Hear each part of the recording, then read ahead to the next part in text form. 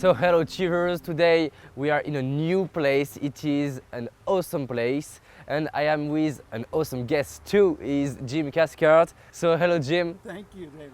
Thank you very much to answer my questions. Oh, my pleasure. And how are you today? I'm thrilled. I'm happy to be here and Yeah. looking forward to our conversation. I let you to introduce yourself. Who are you? Okay, I'm a professional speaker and author who I've been doing this for 38 years. I started when I was 30 years old in the middle of the United States in Arkansas and Oklahoma.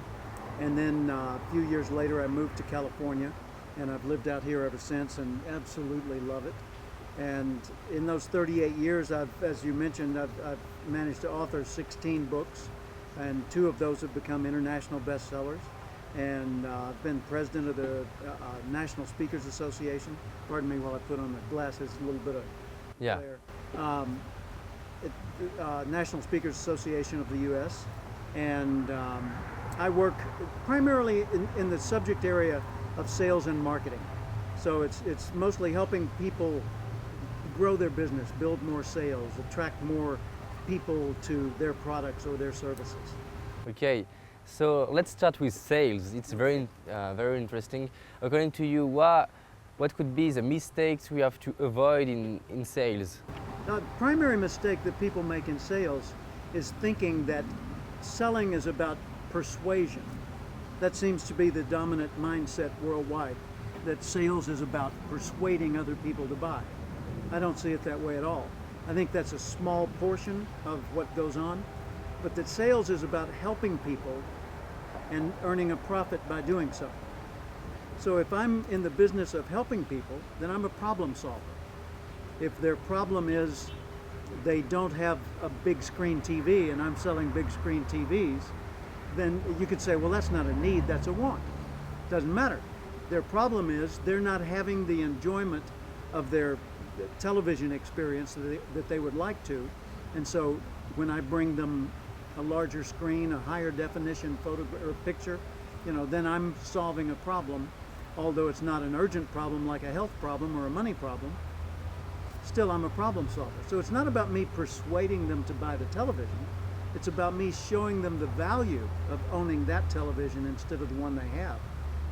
Yeah. So that they have a more enjoyable experience, they can do more things, they can see more, whatever. Okay. So that's sales, whether you're selling hospital supplies, professional services, accounting, legal services, it's all fundamentally solving the problem of the person you're addressing and earning a profit by doing so.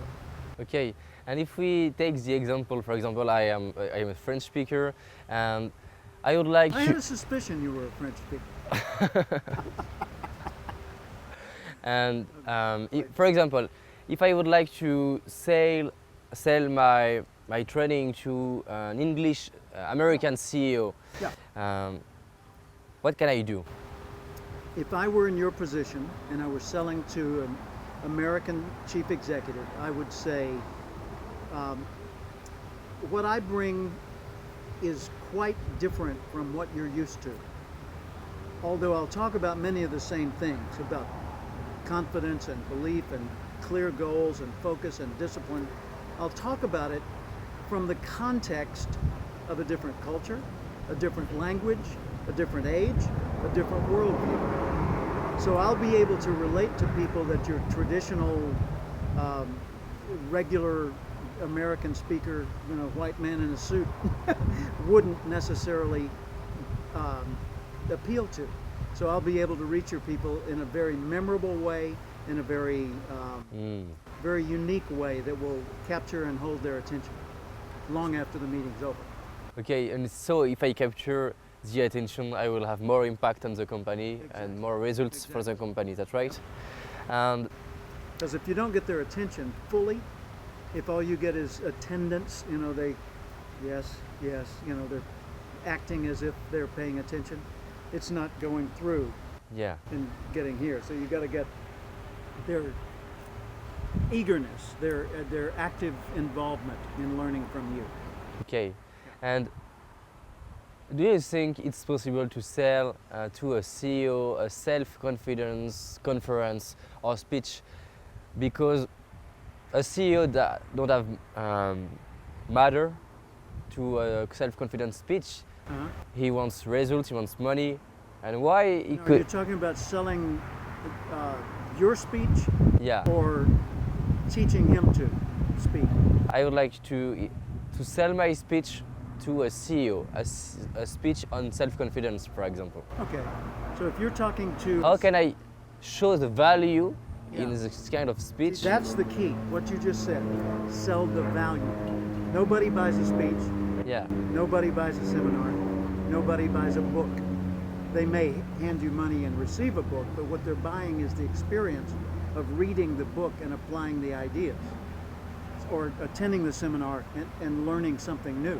yeah, So it's the solution that people are seeking. That's where the value is. And value is always determined by the recipient, not by the giver. So you don't bring value in the sense that it's all inside of you. The value is determined by me, the listener. And I hear what you say, and if it means something to me, then I get value from it. Does that make sense? yeah, Okay. So I would say my speech is not the important thing. What's important is the effect it has on your people. Let's right. talk about what you want to happen among your people. I was talking with a client yesterday, and he said, "So, what is your speech about?" And I didn't understand the question. I said, I said, "I see what's wrong. You're assuming I have a speech, and I come and I give it. No, my speech is not a performance. My speech is simply the way I convey my ideas to your people. But what matters is not what I do. It's what they do after I leave. So let's Right. talk about what you want them to do after I leave." Hmm. And tomorrow morning early, I have a telephone call with a gentleman in France, and in Toulouse, ironically, or coincidentally, not ironically. Yeah,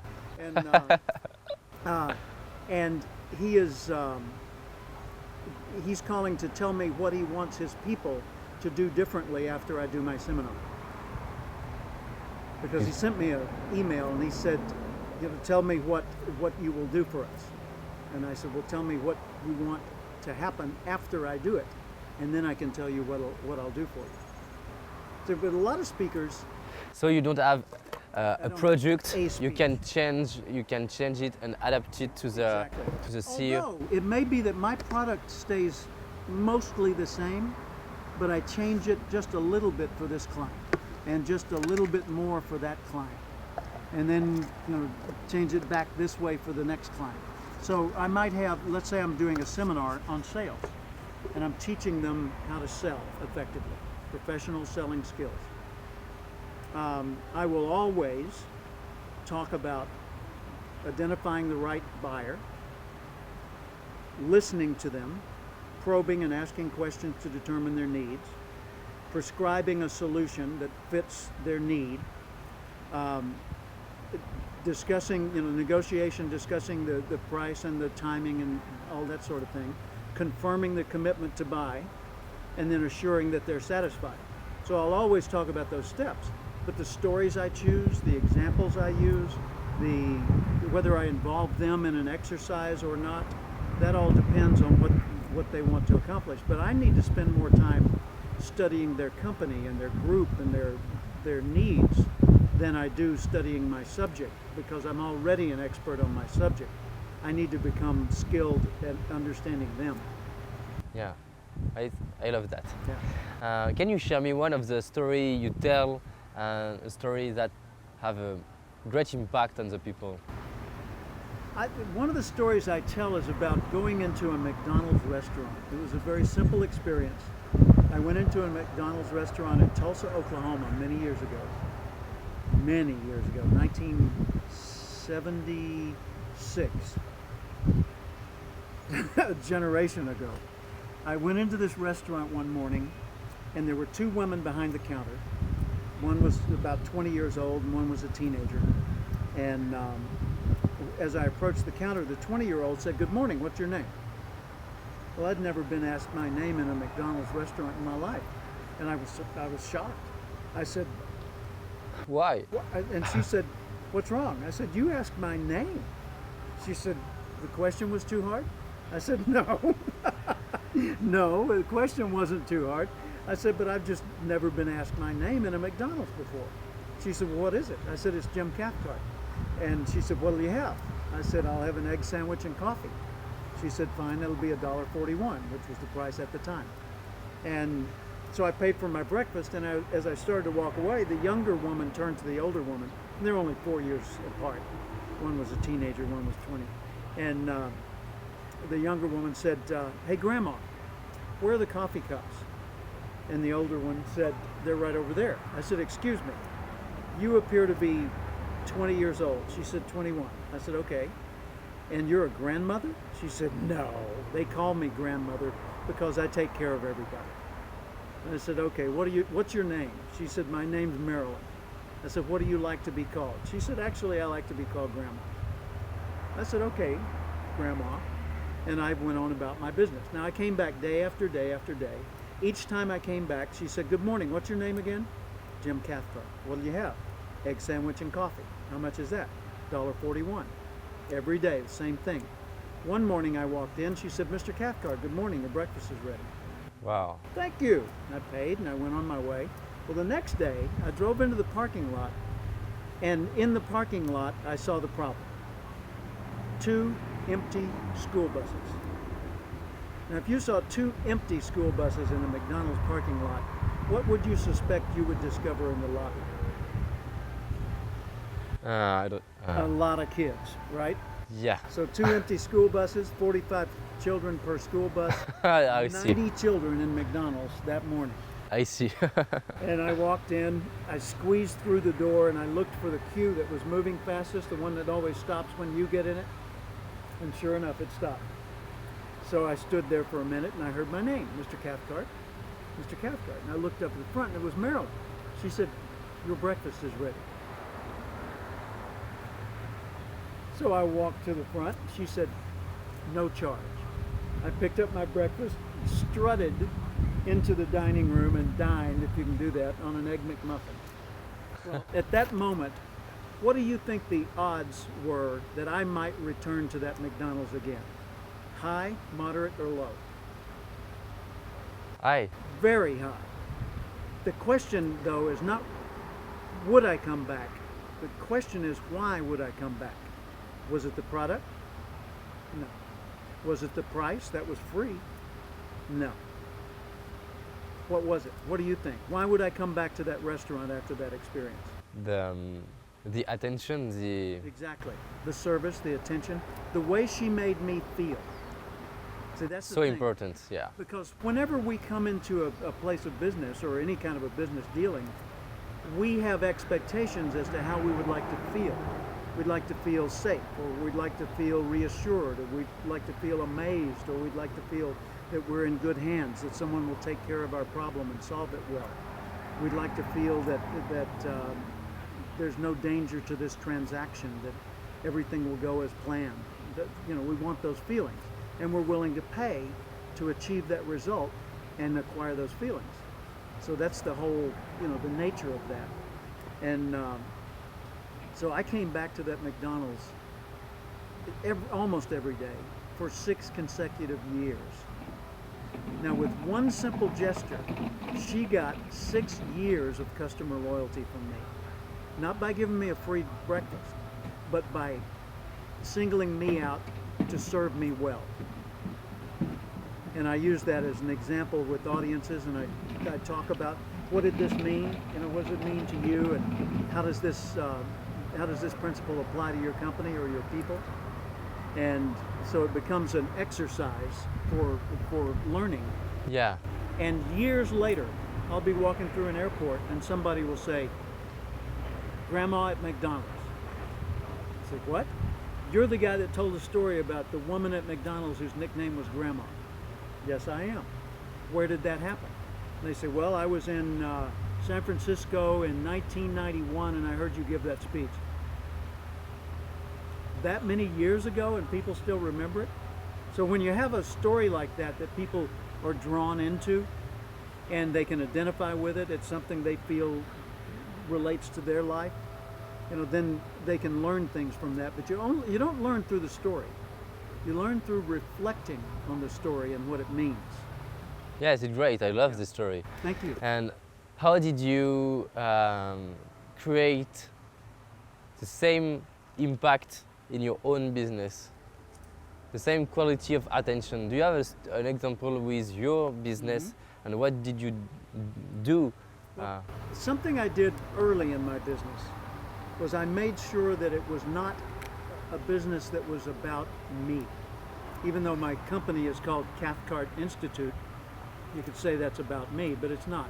Cathcart Institute exists to help other people grow and improve. So the first thing I did was look for groups that I could help and find the maximum number of ways that I could be helpful to them. And then all of my services were structured around that.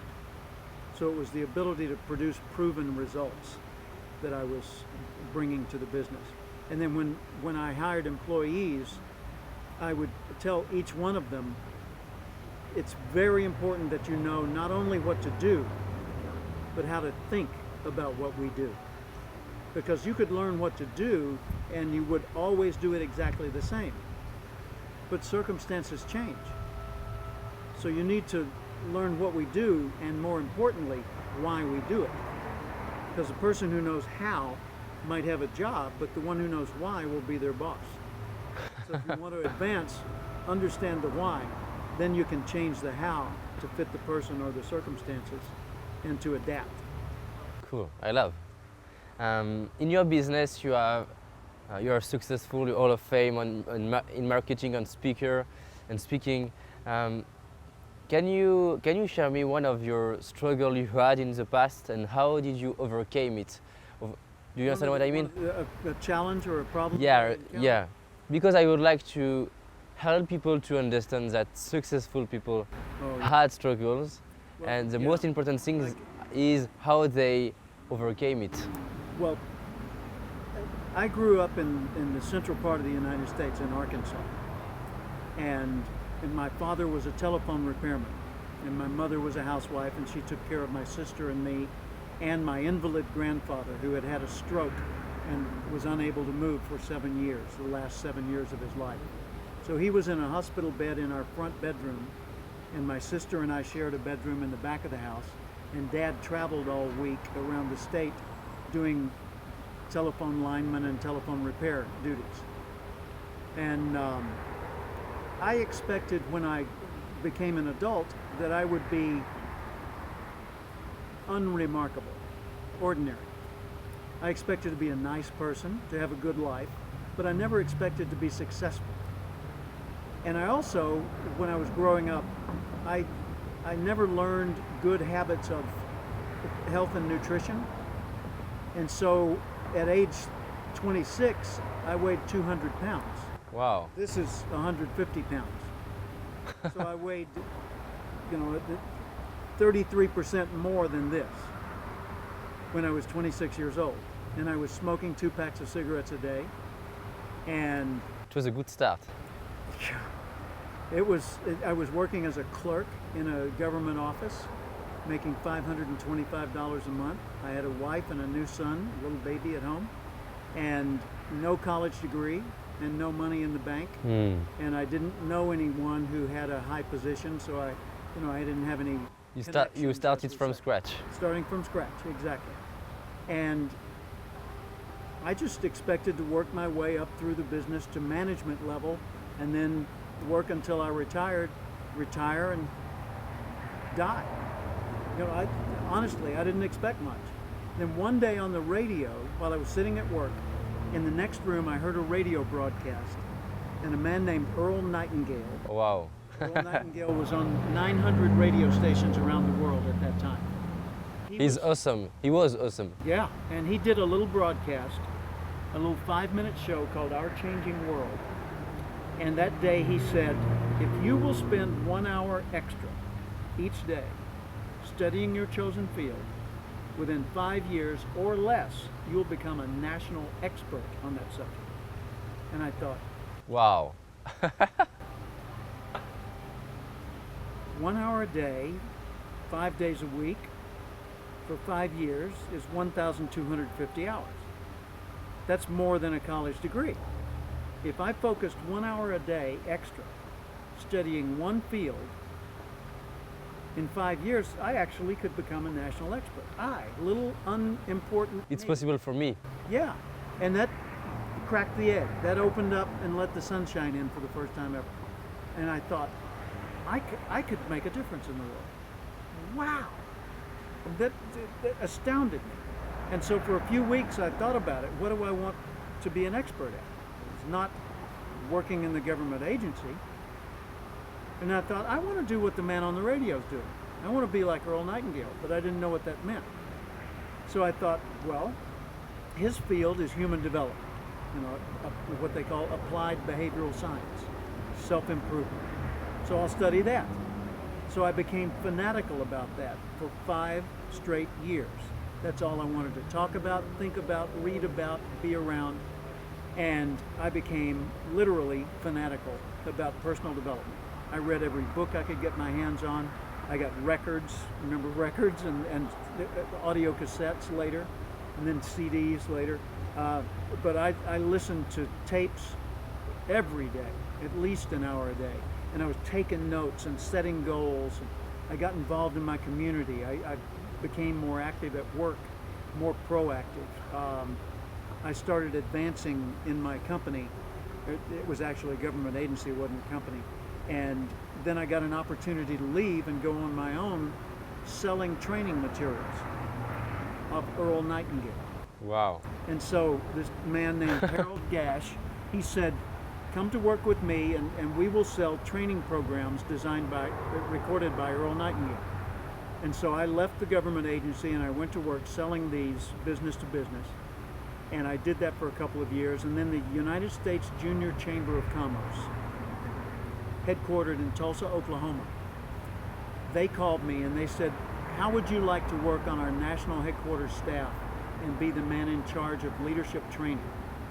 And I said, absolutely. So I went to Tulsa, took the interview, passed, got it accepted and hired. And for 2 years I flew around the country giving speeches, and I wrote training manuals and collaborated with others to teach the 350,000 members of the JCs at that time leadership Great. skills. And I was in heaven. All my dreams were coming true. And I was being paid well. I was being paid twice what I had at the Housing Authority, the government agency. And I thought I'd hit the big time. And then after 2 years at the headquarters of the JCs, I went out on my own as a professional speaker and trainer. A couple of years after that, I started writing my own training materials. And then I met a colleague in San Diego, California, Dr. Tony Alessandra. He was a college I contacted him. Well, Tony and I are best friends and executor of each other's will. We are best friends. And yesterday was Tony's birthday. Wow. June 2nd, Tony's birthday. So anyway, Tony was a college professor and I was a full-time professional speaker. And he said, tell me about your business. And I told him. He said, that's much more appealing than being a college professor. I'll teach you what I know about sales and marketing if you'll teach me what you know about the field of professional speaking and training. I said, okay. And that led to our becoming partners. And for 5 years, we were business partners with one office, one checkbook. I moved to California.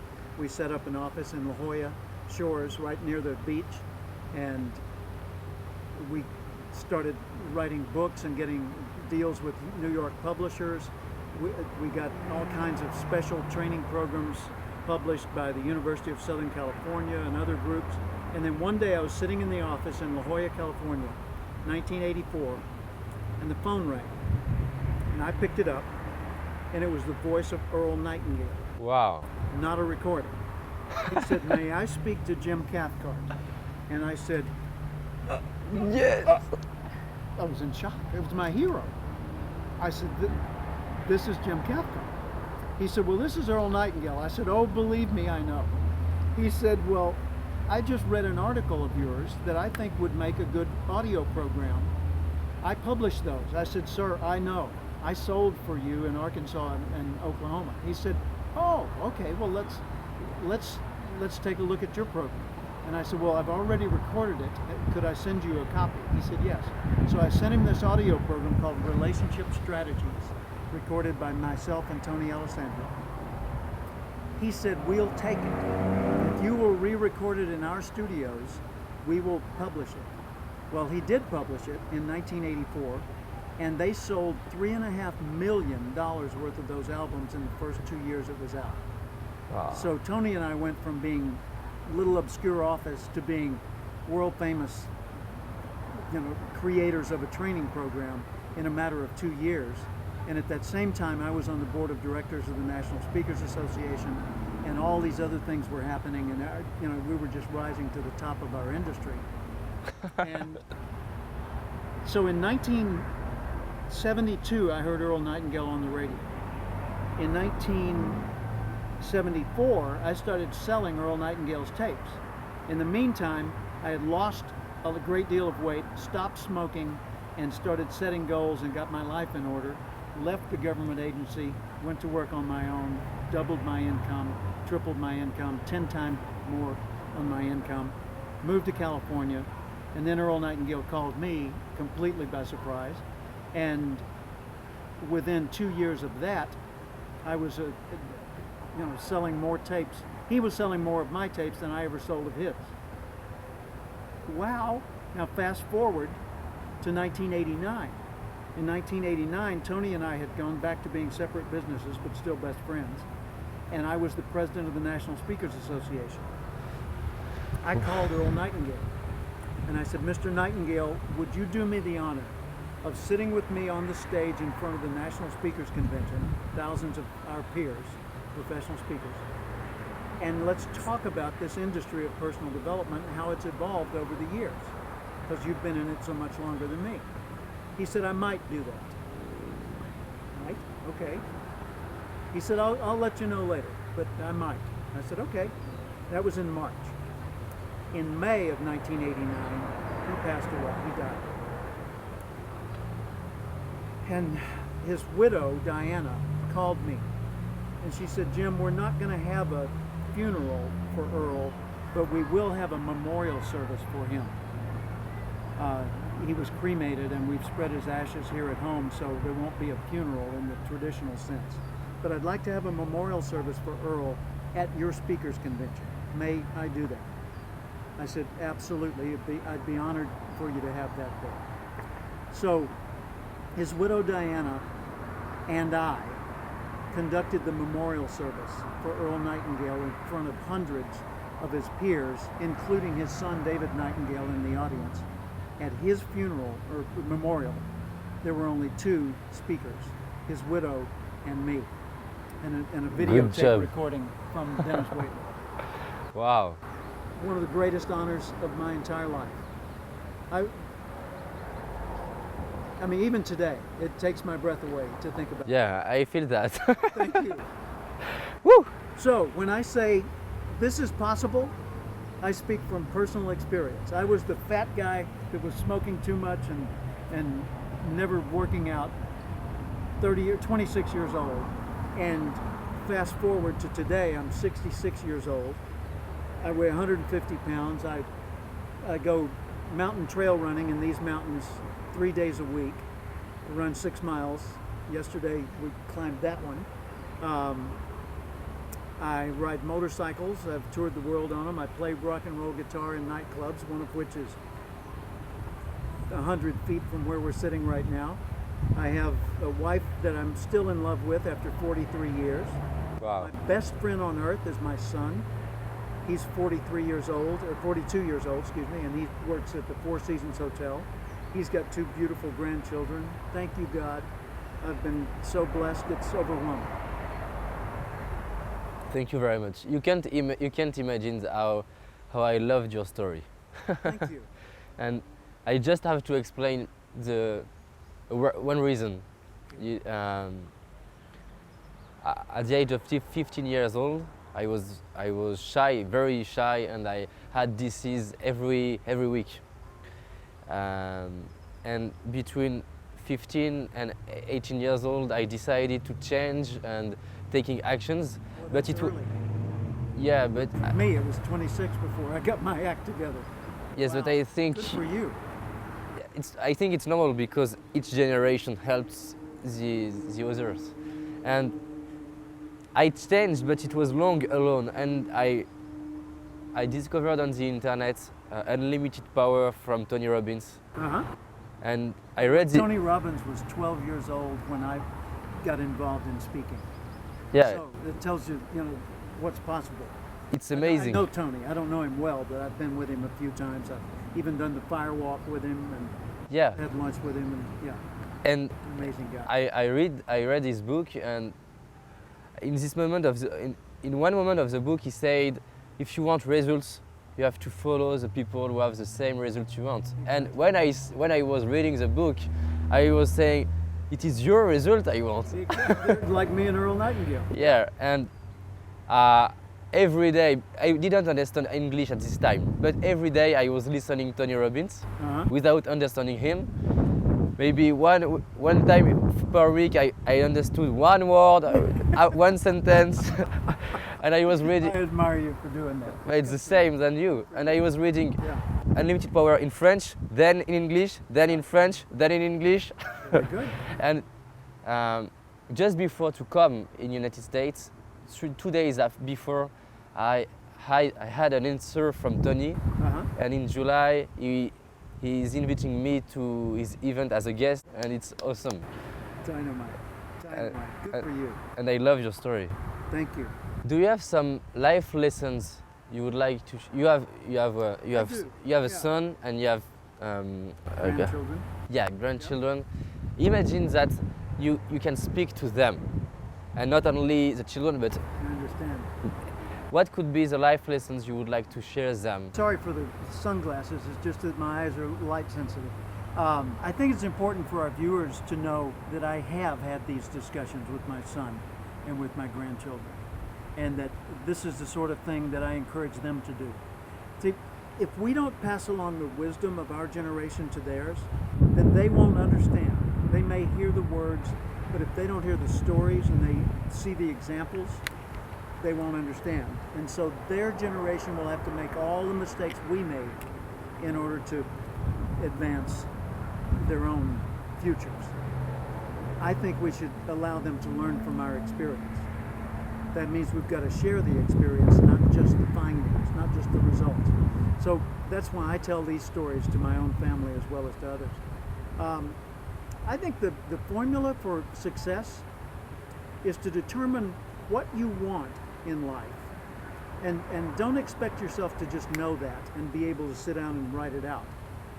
Get in the habit of spending a little bit of time each day writing down your dreams and your goals. Because until you commit them to writing, the thought process won't be complete. So you need that action and the reading back of it and looking at it again the next day or a week later or a month later to cause the thought process to complete itself as it relates to that goal or that dream. And then ask yourself, once the dream is clear as to what kind of person you want to be, what kind of life you want to have, ask yourself, what qualities would that person have that I don't have yet? How would the future me do today's work? What will the future me know that I don't know yet? Then I'll get those things and learn them. Who would the future me know, and in what ways? Who would he or she be friends with that I'm not yet friends with? And why would they want to be my friends? So many people, it's like we were talking about selling earlier. It's not about persuading. And it's, people say, well, I don't understand why these other people don't accept me more because I'm their friend. Well, excuse me, you can't determine you're their friend. You can determine you'd like to be their friend. You can be friendly toward them. You can deserve their friendship. Doesn't mean they'll give it. Friendship's in the hands of the giver. So all you can do is be worthy of it, and if it doesn't come, move on. There are more people out there, right? So determine who you want to have close relationships with and bond with, and then find out what they consider friendly. what they consider valuable, what they consider desirable. So you could say, I do nice things for other people all the time. Do they consider it nice? You know, is it what they would like, or is it what you think they would like? You know, the old line, do unto others as you would have them do unto you, the golden rule. And Tony Alessandro says, do unto others the way they want to be done unto. I like that, the platinum rule. That's a much more accurate interpretation of the meaning of the golden rule. Because you have to understand the other person's wishes, desires, values, and concerns if you're going to be of value to them. And so as you acquire the traits of the person you'd like to be, then the future you want will be drawn toward you like magnetism. See, I had a little card, I called it my thought diet. And it was things to think about every day and things to do on the other side of the card every day. And it was a little card the size of a business card. So it was about this size, okay? This is not it. But it was about this size, and on one side I had written the goals that I wanted to achieve, just a few of them. And then I wrote the qualities, the traits that I needed to develop in myself to be that kind of a person. And then on the other side, I wrote the exact steps I would take each day to do that. For example, one thing I wanted was to be healthy and fit, and I was not.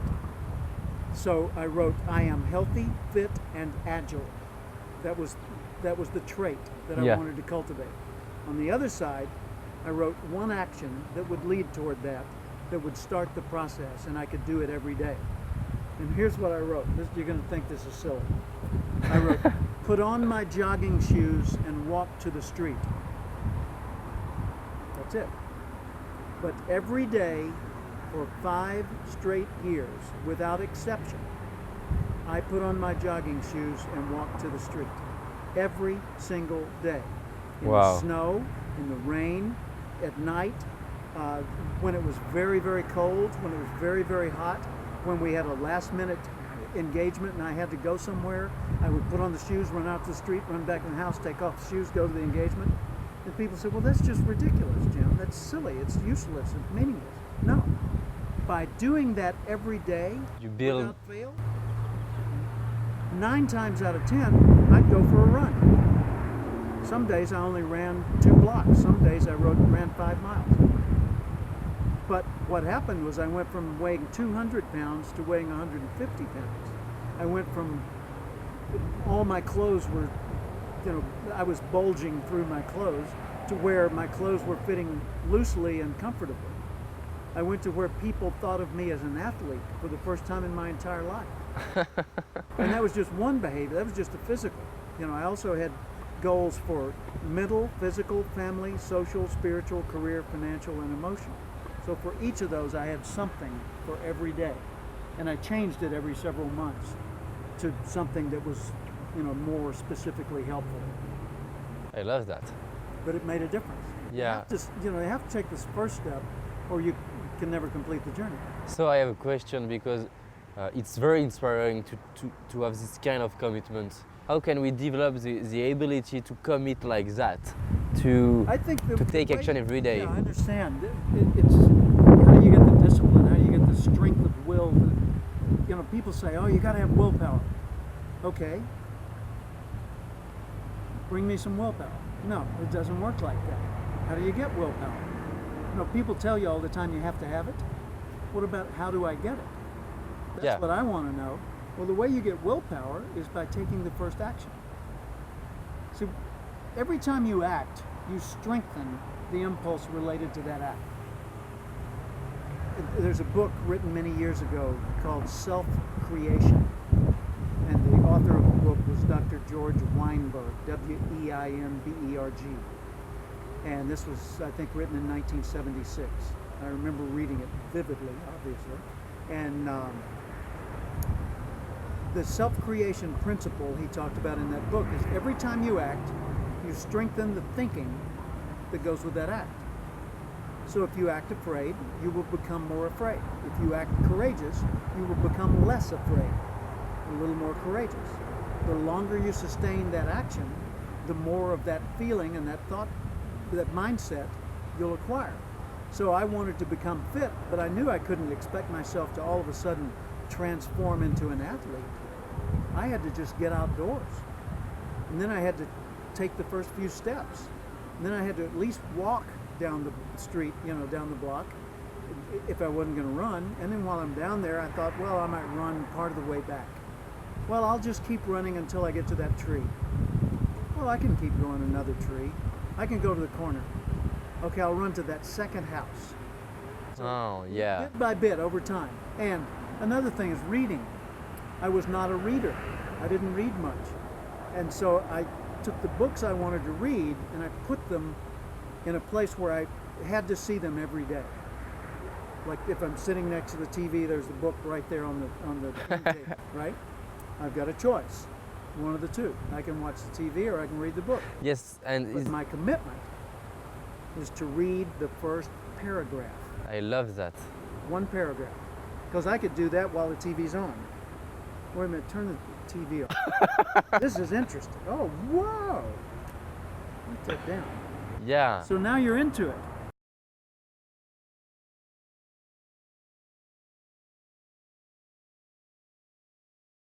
Yeah, I wanted back when I was working at that government agency, I wanted to read the Bible, and I knew I couldn't get myself to sit down every day and read the Bible.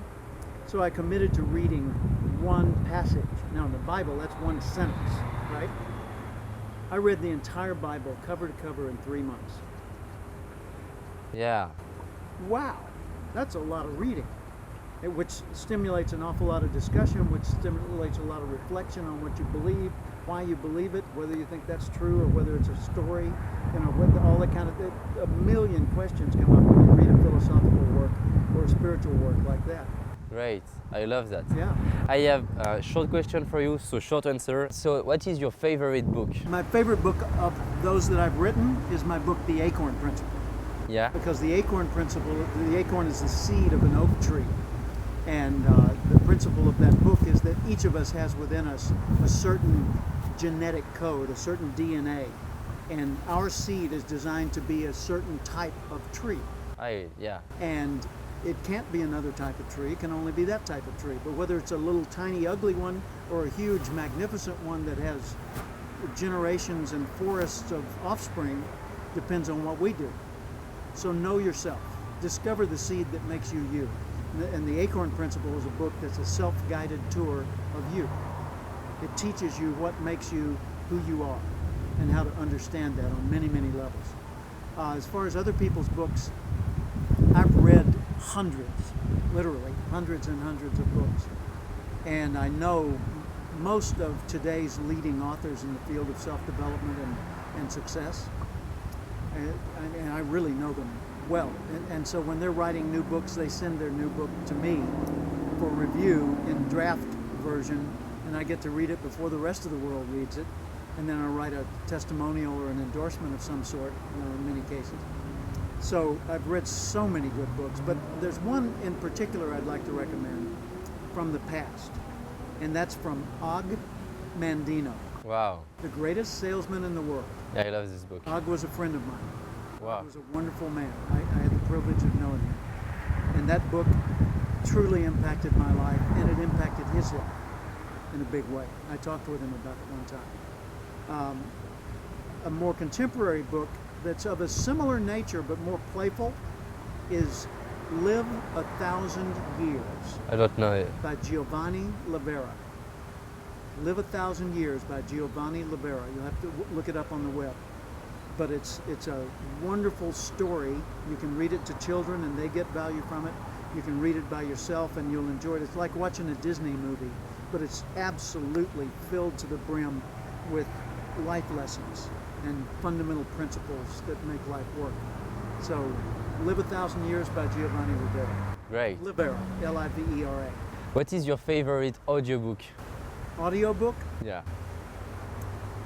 The Strangest Secret by Earl Nightingale. Yeah. Yeah. What is your favorite quote? Favorite quote? It's a biblical passage and it's John 10:10. It says, I have come that they would have life and have it more abundantly. Great. And that's what I think my job is. That since I chose this field, what I should do is allow other people to, through learning what I can bring, to live more fully, to live more abundantly.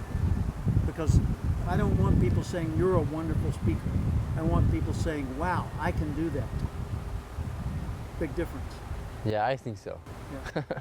And what is your favorite commitment to yourself? Favorite commitment to myself? That's an interesting question. Every day I spend time in reflection, thinking. Every day I either go to breakfast alone or I have some quiet time where I sit and think about what matters in my life and what I'm trying to do with my life. And I'm in a prayerful attitude. I'm not very religious, but I'm spiritual. I believe in God. And if there is a God, then that means you and I are intentional. We're not biological accidents. We're not just a random mix of possibilities that just occurred. Oh, gosh, look, there's David Laroche. What a surprise. No. I mean, look at how magnificent you are. Look at each of us and think of what a miracle we are. Wow, that couldn't have been an accident. They said, well, everybody's that. Well, excuse me, everybody's got a place in this world. Everybody. And those that don't live their life fully deny the rest of us the benefits they could have brought to the world. So if I don't live abundantly, if I live a small little life and shy and don't respect myself because I don't think God meant me to happen, I think I was an accident and so I have to get through life without taking up too much air, then I deny the rest of the world all the things I could have brought. And I could have gotten up that morning and just gone out and smiled at 10 people. I could have found one person that day to say, hey, you're doing a really good job. I don't know if anyone tells you that, but I noticed, and you're doing a good job. Well, that alone makes the world a better place. I could pick up a piece of trash that somebody else threw down, you know? I could straighten up a picture on the wall, I don't know. You know, there's a million ways that a person with no education, no Can do great particular things. skills can make the world a better place. And if they don't, shame on them for not doing it, because we needed that and they deserve what we can bring as well. Great.